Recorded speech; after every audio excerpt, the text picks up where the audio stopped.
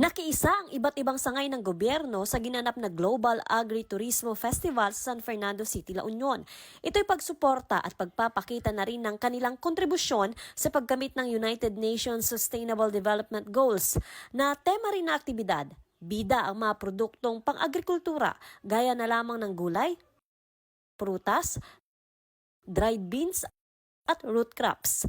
Ta notikas ta hangkang nga mapanti sa baling nga lugar nga gumata wenno sa baling nga istor hangkang agrikos-rikosen aglalo ti edad namin nga ganto kasi madaling mapagod. Mga inabal products naman mula sa bayan ng Banggara ang tampok sa booth ng Department of Labor and Employment o DOLE. Maging ang mga kagawaran na nagbibigay serbisyo sa kapayapaan at kaligtasan ng komunidad nakiisa rin. Ang mga produkto mula sa iba't ibang kooperatiba sa San Fernando City makikita naman sa Farmer Cooperatives booth.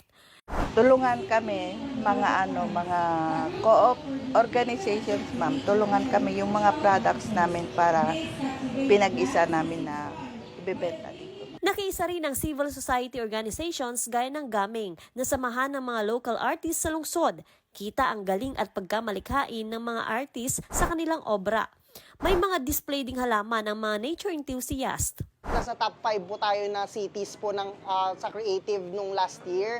So nung nagde-defend po tayo ng ating creative cities na bid for the UNESCO ma'am, nasabi nila, nabanggit nila yung global branding. Baka yun ang next BGC ng North, sabi nila. So what if nga i-adapt na natin, i-embrace na natin yung nasabi nila na we are becoming a global city here in the city of San Fernando.